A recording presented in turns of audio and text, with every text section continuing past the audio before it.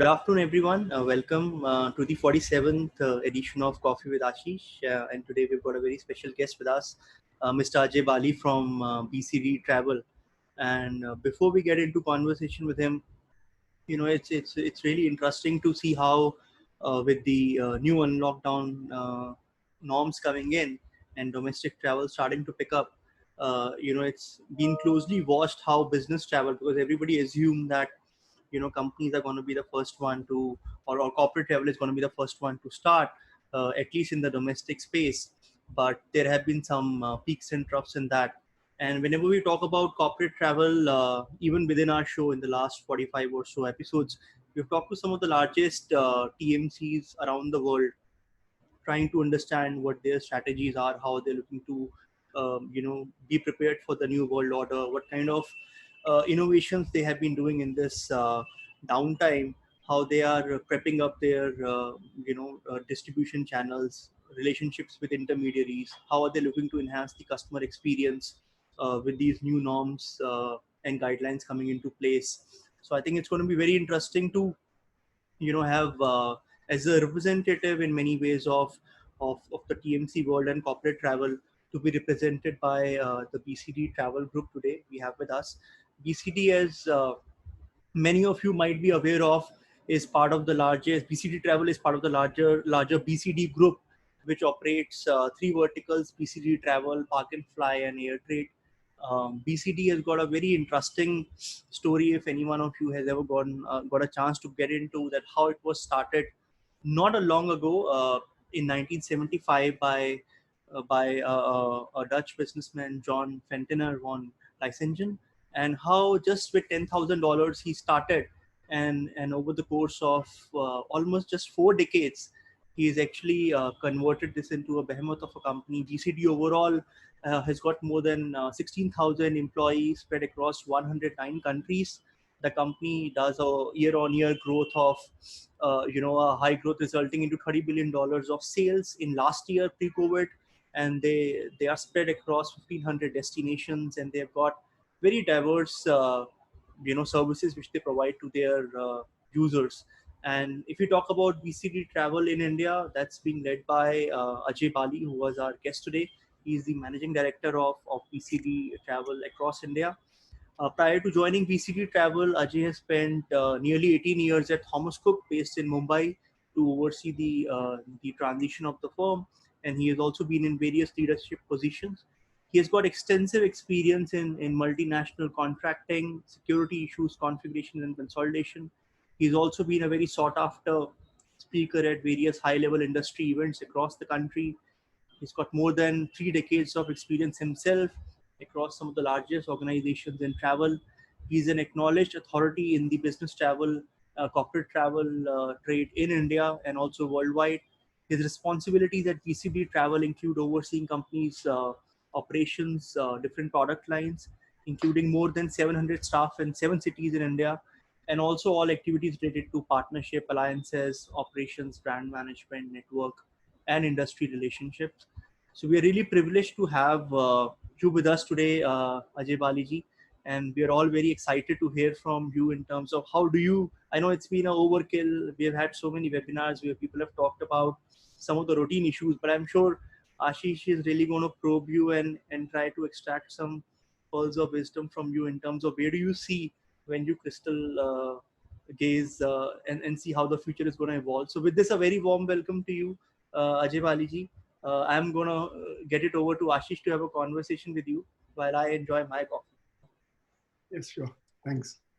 Ajay, how's your coffee? Oh, coffee is good, my friend. And actually, honestly, I'm a tea holic, but I just said no. For Ashish, I will switch to coffee. When I look at you, the only phrase which comes into my mind for a long time is man for all seasons. And truly, Ajay, I mean, with the background you have in the holiday and people, of course, with BCD and corporate travel, people attribute you, at least the generation now, to you as a corporate traveler. But I know your skills and your attributes and what you've done to the holiday industry. But we'll get back to that later. A little trivia for my guest here. For the last many years, technology, of course, has played a very important game changers in whatever we've been doing in the travel industry. be it in the online space, be it in the offline space, but the backbone and the fundamentals remain in a technology. And with digitalization getting probed and penetrated further during COVID times, the little trivia is that I think very few people will know that Ajay Bali himself was one of the first few technology drivers in the corporate travel world when in the early 2000s he used to work for a company known as eTravel, which was promoted by some founders. And I remember distinctly in those days, I used to head International Travel House. And eTravel was a franchisee of TQ3, which again was one of the first because TQ3 was a corporate travel arm of TUI India, which again today. So that's a little bit of trivia, which I don't think many people know. And BCD, of course, India in its current avatar, and Ajay will tell us more, went on to acquire eTravel and the franchisee with it, but then later it became BCD itself. So Ajay, that's, I thought I must share that because you and I share that little background and a story together. Sure. We've been through that part. But having said that, it's a customary question one has to ask you. How do you see the corporate travel industry panning out from here? Thanks, Ashish, for inviting me. And first of all, I really want to acknowledge, my God, Karthik just said so many things about me, and I was just wondering. I said, "Oh my God, really?" So either I'm too old, or I've become now. Well, the new word is, am I getting redundant? But having said that, Karthik, I always believe that I've been a student of this trade. I've learned a lot. I've grown in this trade. And I can only tell you, whatever we have learned in the past, it's great. But this COVID scenario is kind of, sending us back to school, sending us back to the new norm, the back to new understanding of the business. So, my humble request to all my fellow people and all my veterans of the industry that yes, we have done a great job in the past. That's over. Things have just changed. Somebody one night, one morning has got up and said that, guys, change it. You've been doing a lot of things in the past, great things, but now you have to do something new. So with that, let me, Ashish, come back to you, and thanks for giving me the trivia. Yes, I was one of the founder members of the company called eTravelindia.com, and we were very excited, only to realize that the travel bubble or the internet bubble was about to burst because we were not ready. But having said that, yes, it's been a great journey. And of course, I've seen you on the other side, and we have had so many discussions how to work together. And anyway, that's past. Yeah. But coming back to, I think you have really hit a very important chord. And I think Karthik also mentioned in his thing that, corporate travel was something which people thought that it is the first thing to come back. And only to realize that we don't see much. Now, there are many reasons for it. It's not that people don't want to travel, but there are many reasons why people are just taking a little bit of a backseat. So even if domestic started somewhere in a couple of months back, in fact now almost more than 2 months back, still we don't see a big uptick. Of course, international is again travel bubbles, and it's got very essential travel and repatriation and so on and so forth. So why would why do we see such a thing? So just going back to the corporate travel and what I look at the future, to me, there's going to be tremendous change. And I said that as COVID-19 is just going to redefine the travel. Now, first of all, I still feel that we are in the COVID. We are not post-COVID. I think if I look at India, I said, oh my God, we have a little longer way to get into a post-COVID scenario, because we are right now going through the motions of COVID and the pandemic, and then the fear that the cases are rising, and we are trying to unlock ourselves. But assuming we get a control over it, and of course, the world is getting a better control today, the first and foremost emphasis which we feel and which we believe is going to be the duty of care. Now, this is one element which would make corporates think where and decide about the travel. Now, what do you mean by duty of care? Because today it's not only people are going to travel, but people are going to have a responsible travel. You have to travel and you have to make sure that it's safe. There are a lot of other, aspects before you really get into the travel. Very important again, how corporate travel will come back. I think it all depends on the length of this crisis. Is it going to get over in the next 30 days, next 60 days, next 180 days? Now that's really going to be the first criteria, how the business is going to come back. The second would be airlines. Are they ready to ramp up? Are they, what is the capacity to ramp up? Today, we hear so many stories that people, it's in the deserts, a lot of aircrafts are sitting in the deserts. I'm sure for the last 6 months, they have not flown many of the metals. So maintenance. So how good they are to wrap up. And also again, correlation with the demand rises. So today, if I'm looking at domestic capacity of, demand of the, still it is 25% of last year. So if it goes up to 70%, 80% of last year, people will then ramp up and all those things. So this is the second part. The third is, to me, is the individual company risk and health programs. How a company is structured, how they are, and what is the emphasis on the company risks. Because a lot of things have changed. Many companies have undergone a tremendous change in the COVID scenario. The businesses have been impacted. Financial stability has been impacted. The demand has changed. We see that there are new industries which are growing. Some of the traditional industries are being handicapped. So, again, that's going to be a shift in the economic scenario or in the overall corporate scenario. And this is also will be an impact of the travel. So you will see, this thing. And two things have happened in COVID. People have tasted what is known as work from home. People have tasted virtual. People say, what, we can still do business. Every time, do we need to jump onto the plane to get to the business? Maybe, maybe not. So these are the questions. Cost cutting is other things because revenues have been struck. Cost have been, they've reduced the cost. There is strict, tighter budget. So these are, again, the emphasis which is going to take place for before you take a decision. Virtual meetings is become the norm today. I mean, as you saw, Ashish, we are just on a virtual meeting, and imagine this company, Zoom, in 1 year from where it has gone to, it was just in few billions, and today we are in hundreds of billions. Yeah. Now there are so many other, virtual companies are coming, virtual meetings are coming. BCD has jumped into virtual meetings. So today we actually organize a lot of virtual meetings under our meeting and events. So all those things are becoming the new norm. And of course, we all know that people will still travel because people want to travel. There is a lot of thing you gain when you are personally across the customer. Virtual is fine, but when you are personally across, you can explain. So business is there. And I'm sorry, I took a little longer time, but overall, I would say it's a little bit of wait and watch. It's the duty of care. It's my intention of the corporates. Am I ready to send my people? So all these questions come, but it will come.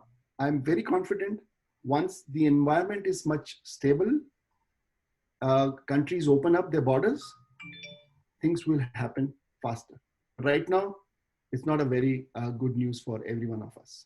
Yeah, safety is paramount. I mean, I was talking to somebody who said that they see distinctly a role emerging within the safety as a chief safety officer as part of the compliance process, where there would be people in the company who will make sure that whatever needs to be done in terms of safety parameters of a company, of their service providers, etc., is met to the way it should be meeting. Because the buck will stop with the CEO at some stage, because you can't have his business suffering because people have been quarantined or people have. And the second aspect, of course, in corporate travel, of course, in any travel, the essential versus non-essential has never been so clearly defined as now, as you said yourself. And if you look at essential, even if a corporate pegs a travel to be essential, you have to look at the traveler also, because the traveler may have elderly parents at home, or the traveler may have kids at home. And he would probably go back to his employer and say, look, as much as it's essential for me to travel, but do you think I can avoid it? Because I can't risk my 85-year-old mother who's ailing, and so on and so forth. So, you got to look at a larger social vertical. But while we look at that, do you actually see a long-term or a permanent changes in the way people travel overall? And I don't mean necessarily for corporate travel. I want to pull all your experience behind you to see how do you see the landscape of travel from here. It could be MICE, it could be holiday travel, which you've been doing for years. I'm a firm believer that, and I'm talking as an Indian and for Indians, I'm a firm believer that are we are ready to take risk. Indians are much more stronger and much more dynamic when take. So people will travel, Ashish. It's a matter of time.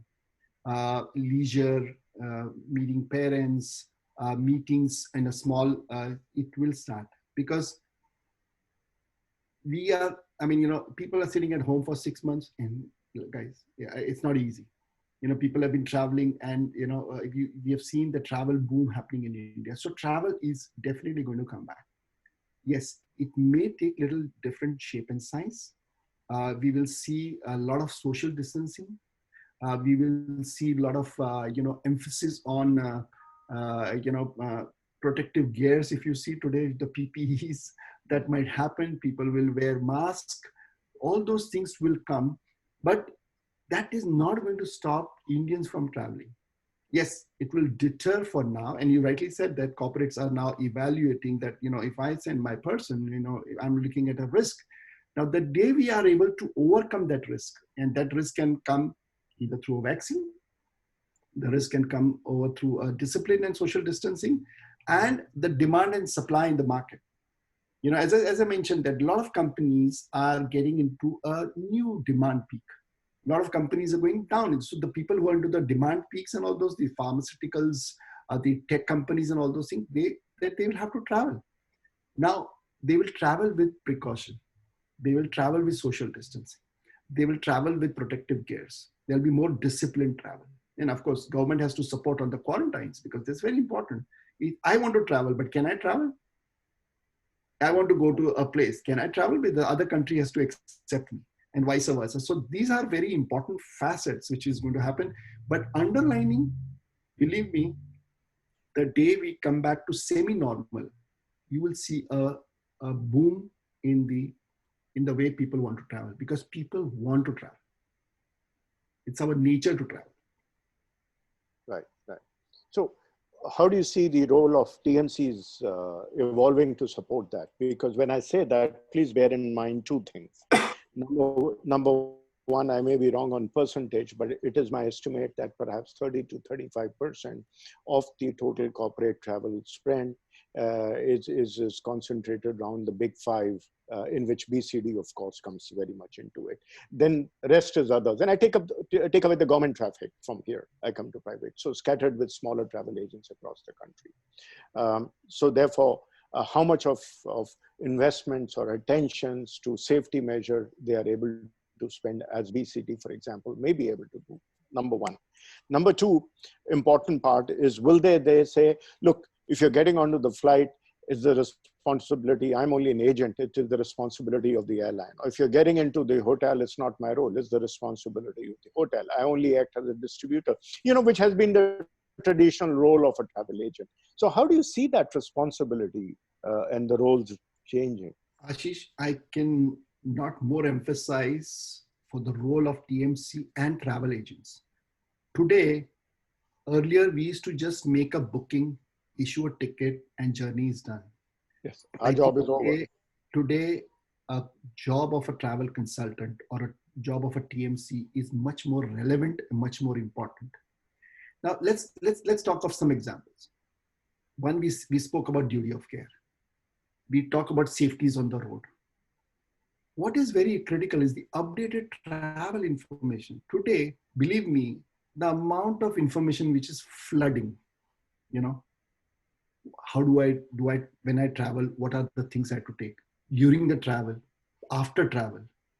Now I'm going to a place, is the place safe? So the amount of information, the amount of knowledge, the imparting of knowledge which needs, or the customer's questions are going to come, is going to be many-fold than what it was earlier.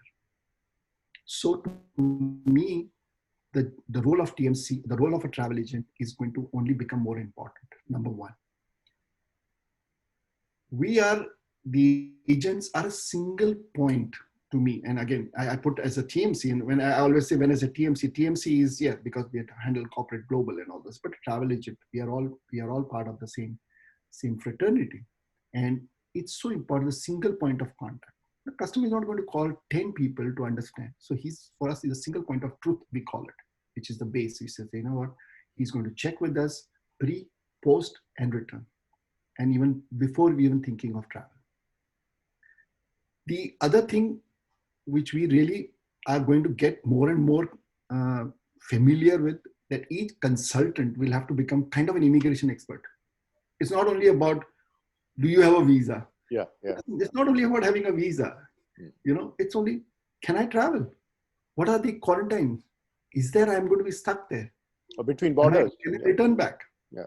So these are the things. So everything which we need to have information, which customer normally used to Google it. So customer sometimes has to a hearsay. He wants us from us. So for us, we have to be a single point, a repository of all the information. Now, I'll just give you an example what we have done as an organization. So we have we have a TripSource mobile app. Now we have loaded all the information on real time. So the moment a customer, and we have got all our corporates, we give this app, app, and they look into that. So even pre-booking, when they think of a travel, so they can have all the information. So all these things are very important. Traveler updates, policies, online booking, information. So all those things, and the tools and messaging. So whether when he's traveling, we have got his information.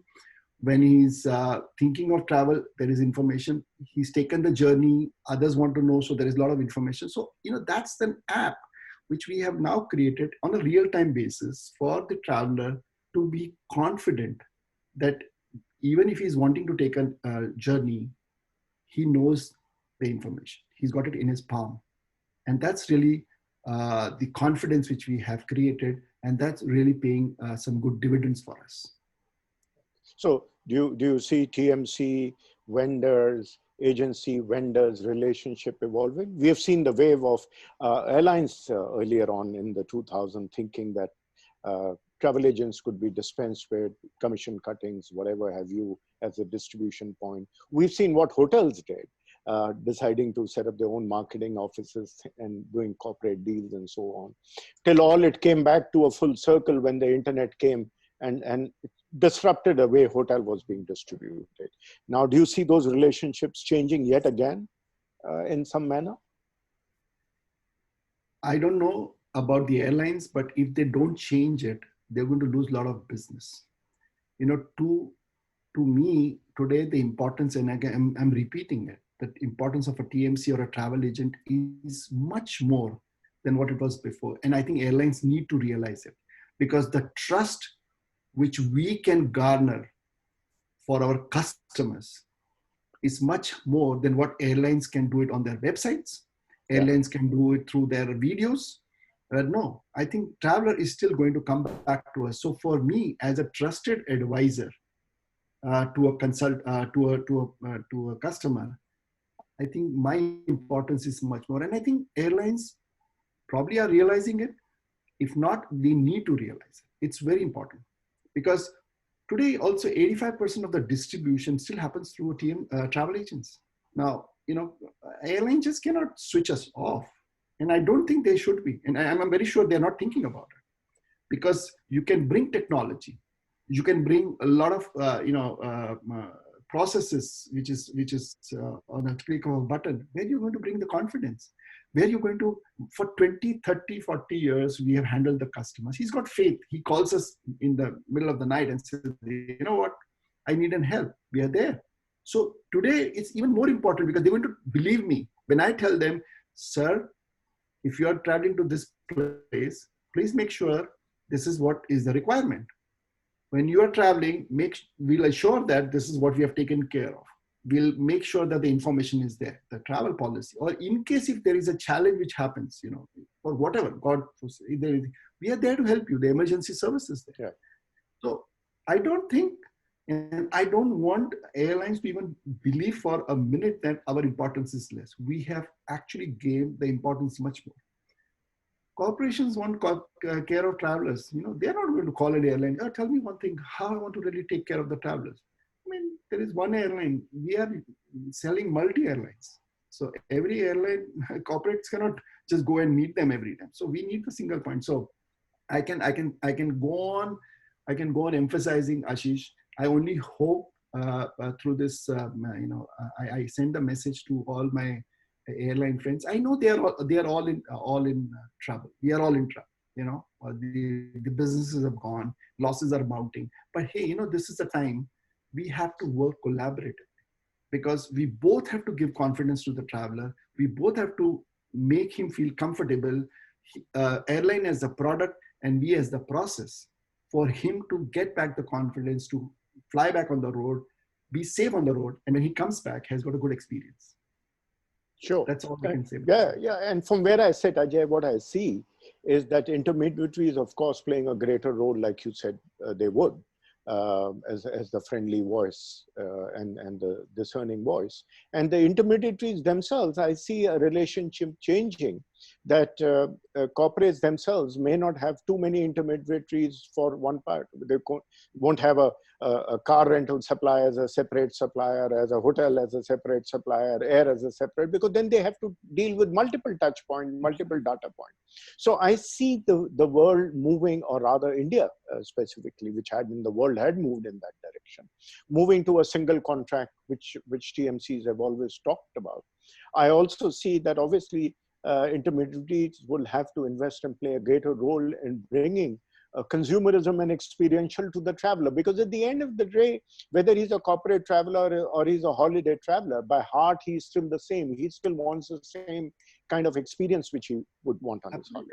So I think it's for us and intermediaries to also realize it, whereas the traveler needs, or the vendors would need us, but we also would have to make certain things happen in a larger. Ashish, I only want to emphasize one more thing, that in this world of travel, travel agent has always been squeezed on margins.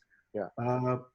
The airlines have withdrawn a lot of incentive support to the agents.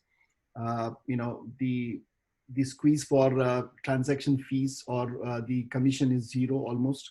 There is not much a travel agent is earning today. And I think this is the time for airlines to realize, the corporates to realize the amount of efforts which an agent is going to put in. We need to be remunerated, because believe me, we have to take care of our people. We have to take care of, quality service. Now, all this has got a cost. Yeah. Today, earlier on a click of a button, you could have done a booking. Today, let me tell you, on an average booking, even for domestic, there are more than 10 calls. International, the average handling time could be as high as 2 hours. Domestic is as high as 20 minutes. Earlier, it was 5 minutes. Now, all these efforts means our consultants are going to spend more time with the customer. And we need to have a revenue stream. Because earlier, if I was handling, a consultant was handling, say, 30 transactions a day, today he might be doing 15, he might be doing 10, because it's not that he's not busy, but he is spending more time on every transaction. So there is a need, and there is a requirement, and airlines need to appreciate that. Corporates need to appreciate that we, as a single point of contact, if we are supporting them, we need to be remunerated. And I think that's very important for us. And I hope across the industry, we echo the same thing, and we get rightfully we get our remuneration, so that we can keep our consultants happy, we can keep our organizations flying, and we can go on supporting the traveler as well as the airlines. So, coming back and deep diving into being squeezed further, working capital and credits have always been a thing which agents have been squeezed on. And we've seen over the last few years how payment wallets, forget about credit cards have been there for a while, but payment wallet, fintech companies, and we realized the ease of payment, and of course, having gone digital to quite an extent. Do you see this working capital credit squeeze by corporates slowly being eased out to be able to understand that you pay when you have to pay on a transactional basis? Or you still see that pipeline of working capital working the same manner? I said maybe, and I shared this earlier, pre-COVID, we were doing a business, the way we were doing business, and we were all happily doing business. The COVID has brought a major shift. The major shift is also on the financial stability, the financial ability, the money in the market. Everything is going to dry up.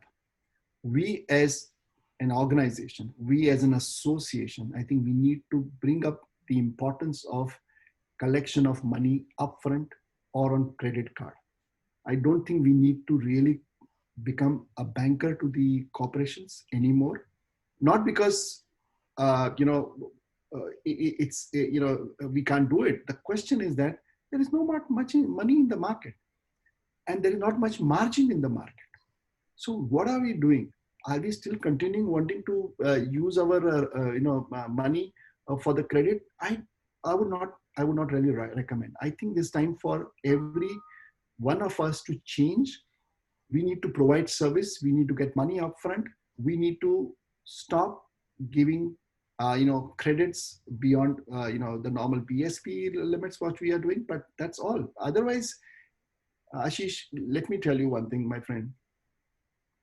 I don't see many of us who will continue to go that path will have a very comfortable journey, because money is going to become very dearer. I believe banks are really watching the hospitality, the travel, and the hotel industry very closely because of the losses which we have incurred and our ability to sustain. So nobody is going to just give money easily. So we need to go back to our corporations and say that, sir, we need your support. We are here to provide absolutely A-class service, but we need our money upfront. That's very important. We as an organization, we are doing our best to move almost 100%. We have not reached there, but we want to move almost 100% on credit card. And that would be really my advice to all my industry friends. This is a time for us to really step up the demand for us to get money upfront and step up our demand to get more revenue for the services which we are incurring. A very vital pointer from you, Ajay. In fact, one has heard from these associations in these times wanting their salaries to be paid by the government, wanting this to be waived off, that would be waived off. I would think they need to probably form a pledge between each other and pledge between the larger and say no more credit to our corporates, and we sign on that dotted line and we put up a collective vote and say, look, we are not here to bank you. I think that would be a very strong way. That's another matter whether it's duly and due diligently followed or not, but at least I'd like to see this pledge coming, and I'm sure, Ajay, you will be a strong propagator of such pledges if they were to come. I want to, Ashish, I love this industry, and I think travel as a business is only going to boom till such time humanity is there. But this is one business to me has not been really supported today, honestly, and I don't want to be putting a political statement, but by the government, and I wish there was a little more support coming from the government, and our associations have really, working hard on that, but we don't see, unlike what we see support in other countries.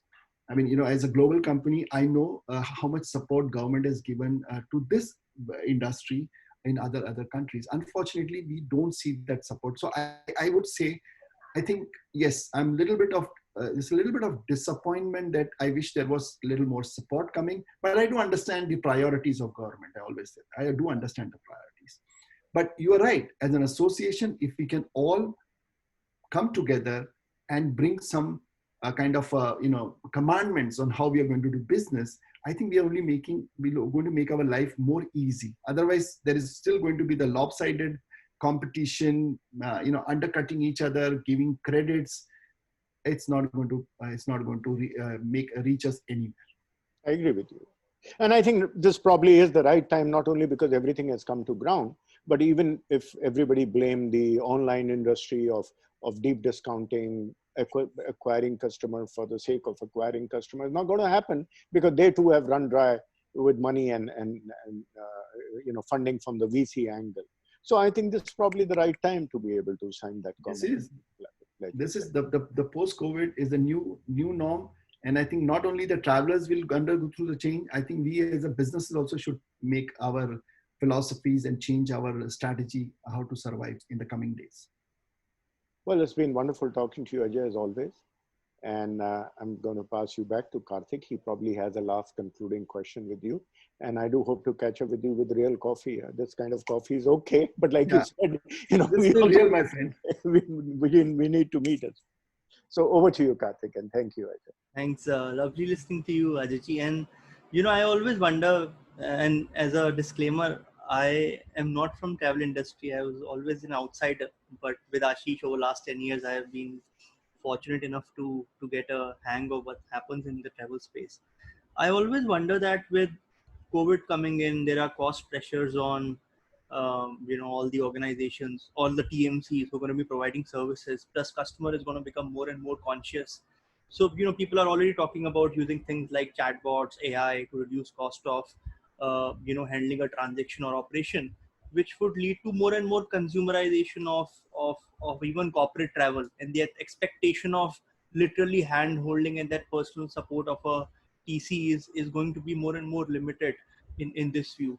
So what do you see, from a midterm to long term, the overall perception and value proposition of a corporate travel? Or do you think the lines will really get blurred in terms of a pure play corporate travel and consumer travel, and there would be hybrid organizations who would actually provide a blended experience to the end user? You know, you have asked just too many things in the question, and let me see if I can probably. So Karthik, one thing is there, as a travel fraternity or as a travel agent, so we have also adopted technology. So it's not only that our consultants are only going to be there. So through a technology, and I just mentioned, we have an app which helps the traveler. We have also through a repository of information we have uploaded into our internal system, by which we ask with the consultants have become much more robust, and they have the knowledge. The OBT tools, that's going to play a very important role, because today, an OBT tool which we have, and which I'm sure many have, has got the what do you call it, the travel policy, the company policy, the requirements. So all that's important. So a better, a robust technology tool which you have as an organization, I think you are going to sustain. You are going to be there, and you're going to be relevant to them. Now, yes, you can have verticals. You can have, as I said, for corporate travel, we can have a OVD tool. For meetings, we have a virtual meetings through, again, it's a technology platform, and so on and so forth. But nobody takes away the pleasure of a personal travel when it comes to leisure. Nobody takes away the personal thing. I cannot see on a computer a Switzerland and say, my goodness, I loved it. No, I have to physically go there. So there is going to be demand. There are going to be businesses. You're right. The technology will be the denominator. Now, anybody who has got a robust technology can be much more, adaptable, much more stronger. Now, I can, as a corporate travel and a MICE in meeting and events, we are robust. We are technology driven. Now, tomorrow, I'm sure there is a lot of companies like many of the technology companies who really want to jump into that. They can bring the same experience. But at the end of the day, is the information is the king. Now, how best you can bring in the information, technology is the fastest driver, and we've seen the technology literally changing, the horizon of the travel industry. Right from manual days to today, completely automated things. So, you're coming back to your question, and if I hope I've answered that, yes, there could be a little blurred on the people using technology to do a lot of businesses. So I can be a great corporate traveler. I can be also leisure, because it's information is the king, and the confidence building. Don't forget, I always say that the underlying thing for any business is a trust which we bring in on the table. Now, if I can bring a trust to my traveler, he can buy a ticket from me, he can buy a package from me, he can buy the ancillary services from me, because he trusts me. Now, if I can bring that trust, then I'm sure, and technology, it's a winner. It's a game.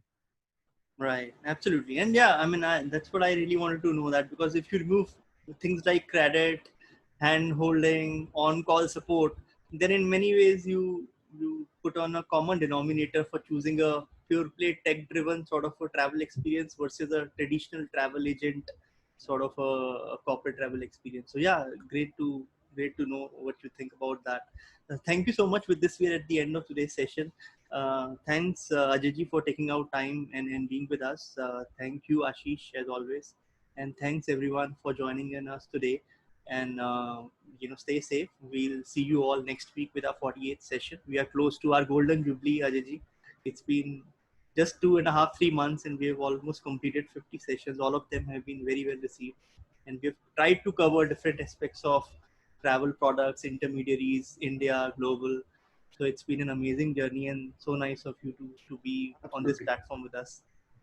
Thanks, Karthik. Thanks, Ashish. Ashish has always been a great friend, and I know. I actually, let me tell you, his knowledge is also phenomenal. So I think someday I'm going to interview Ashish and bring in some experience out of you for everyone.